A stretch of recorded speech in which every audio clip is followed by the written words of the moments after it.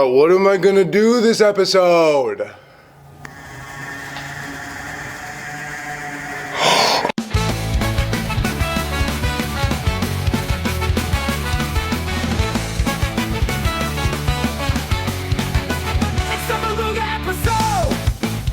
I get it. It's the Beluga episode, and we're all excited to talk about how cute and funny these real-life balloon animals are.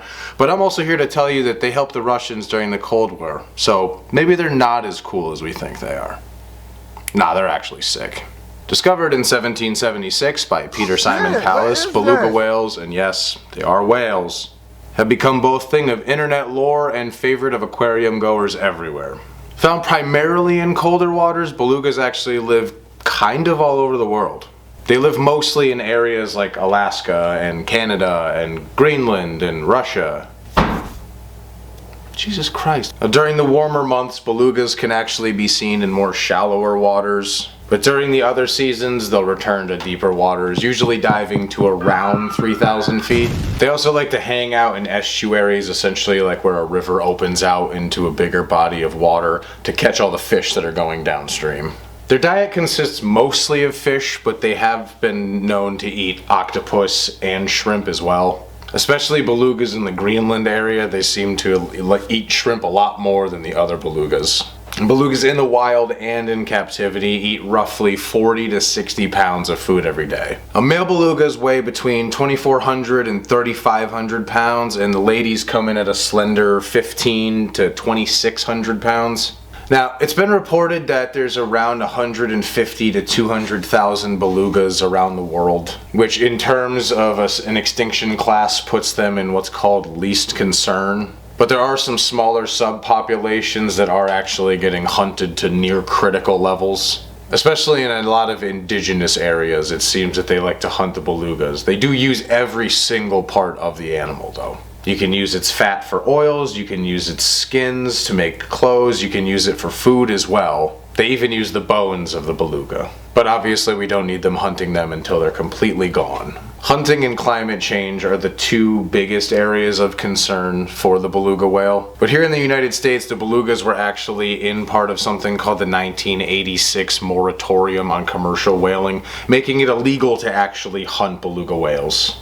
Unless, like I said, the indigenous people are given permission to hunt them a certain time of year and a certain amount, which seems completely totally fair. A lot of these places, these animals are very useful to their communities, and sometimes it's also cultural. I would like to know what a beluga's bones are used for though. The closest relative to the beluga is actually the narwhal, but unlike their horned up cousins, belugas are actually incredibly social and curious creatures. In the wild, they'll usually travel in pods consisting of between 2 and 25 whales, usually traveling in groups of 10, but unlike other animals, belugas will actually go from pod to pod to pod to pod and kind of trade players, I guess. Belugas even rock with humans. They swim alongside boats all the times and have even been seen playing with toys and things that fall off of boats. There's videos on, you've probably seen them online, of belugas bringing things back to boats that have fallen off. What you might not have seen are the other things that belugas in the wild play with, like driftwood or dead fish, or that one time a beluga carried the skeleton of a dead reindeer on its head. Holy shit. In captivity, belugas will even play games. They've been observed where one will blow bubbles and the other one will pop it, and oh my god! Belugas in captivity do have trouble returning to the wild, but some have made the successful transition back into a pod in the wild. Belugas were actually among one of the first whales kept in captivity because of how curious they are about humans and how much they'll interact with us through glass. I mean, we've all seen the videos. There, now you've seen it. The first beluga whale was shown at Barnum's Museum in New York City in 1961. Barnum actually drove the animal from Boston to New York, putting it in the exhibit, where the animal died 2 days later. So I can say wholeheartedly, fuck P.T. Barnum.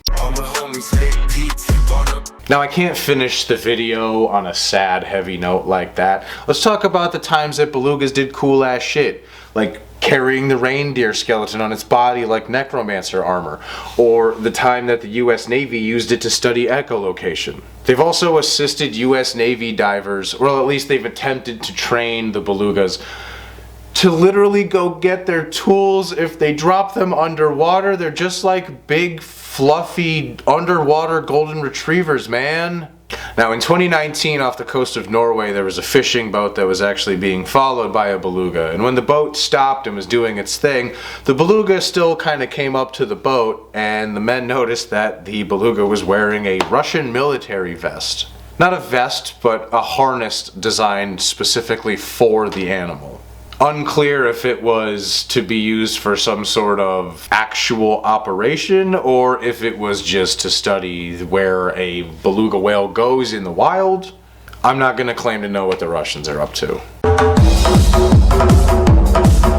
You hear that, government? I don't know what the Russians are up to. Please stop calling me all hours of the day. Oh, dude, what are the North Koreans up to? What are the Russians? I don't know. I've never known. Why are you calling me? And like I said at the start of this video, the Russians also did use them in an attempt to help them find underwater mines during the Cold War. So I've shown you videos of belugas and all the ways that they're cool and all the things that they've done to help us.